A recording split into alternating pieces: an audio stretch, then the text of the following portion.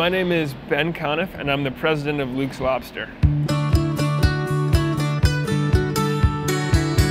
The way Luke's got started is that my partner, Luke, is actually a third-generation lobsterman. It's really in Luke's DNA. He grew up in Maine, watching his dad lobster and then work his way up through the lobster industry as a lobsterman and a lobster dealer and a lobster processor. When he went to college, his parents basically told him, you got to do something else, or why are we paying for you to go to college? So that's how he ended up in New York in finance for a couple of years. But once he got there, he really missed the industry that he grew up in, and he couldn't find a good lobster roll in New York. Everything was slathered in mayo and cost twice what he was used to. So because his family's in the industry, he put together a model where he could get the best lobster available in the world down to New York City at an affordable price. I had been food writing, but I was kind of sick of sitting at a computer, and I really wanted to get hands-on. You know, I'd cooked my whole life, but I decided it was time to really make this my profession. So I was on Craigslist looking for any food job I could find, and lo and behold, here was a post from, you know, a guy who'd been a lobsterman and wanted to start a lobster shack.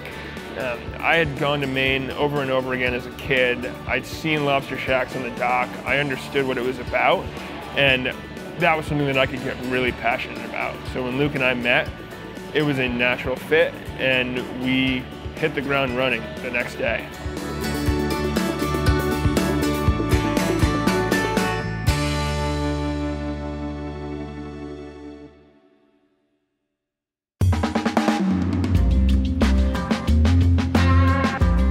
Lobster from Maine and Canada is like no other food in the world. It comes from such an extraordinary place, and it's got a story to it. That story behind the lobster, the people that go out and harvest it, and the cold, clean water where it actually, you know, comes from, that's critical to its quality. Our product tells the story of every step back to the water. And I think that differentiates us from everyone else in restaurants, and it really allows us to put what's special about us very much on display. We went 6 years without getting any investors at all, so we just recently developed that relationship, but they very much bought into that attitude that you cannot put profit above all else. Because the problem is, as soon as you only care about your bottom line, you start to cut corners and you start to make sacrifices either in your food or in your people, and that is when you will fail. When we look at where we're going to open a Luke's, we need to know that we're going to have a lot of people, because frankly, even though $17 might seem like it's not cheap for a lunch or a quick dinner, when you look at those fishermen, the effort that they put into managing a sustainable resource, it comes at a very pretty penny. So we have very high food costs and low margins, and so we work on a volume business model. So we really need a lot of people to come in and enjoy our lobster rolls in order for us to be successful.